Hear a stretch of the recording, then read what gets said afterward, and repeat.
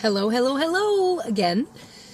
All right, so now I am sitting at the very first elementary school that I ever went to when we moved to Coos Bay. This one's very challenging for me. As I was coming up to the school, I immediately started bawling because what this school is to me is my stepdad. So we moved here to Coos Bay, Oregon with my stepdad. We went to this school, I can't even remember the name of it. And it's not a school anymore. It's something else. It's the school district building in Coos Bay. But this was my very first elementary school I went to. And we lived 2 blocks away. And it's a very intense emotional memory for me because my stepdad ended up leaving.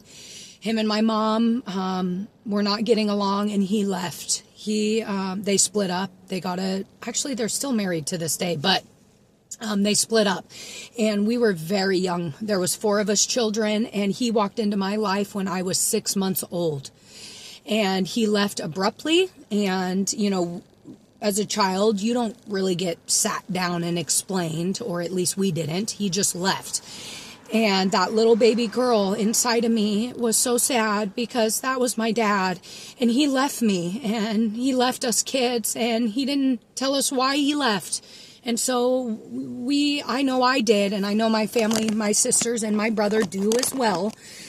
Hold on to that because we didn't understand why he left us kids. He left us kids in a very toxic environment. Sorry, Mom, but it was very toxic. And I grew up questioning, why would my daddy leave me in such a toxic environment and then put me where I was? Very confusing as a child. Now, though, I sat here and I bawled and I talked out loud to him and said, why did you leave me?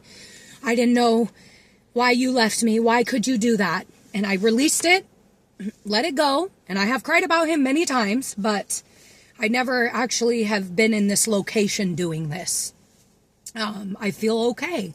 That little girl inside, she knew that he was going to leave. She knew what was going to happen, and she's okay with it. She's strong, and she's powerful. And even though he left, I was able to sit here and explain to that little girl that my mom and him were just not getting along. Had nothing to do with me, had to do with them.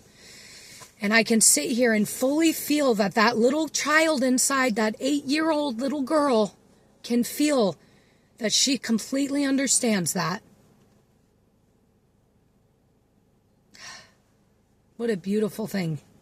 What a beautiful thing. I love you, Mike, very much. And you will always be my dad, no matter what.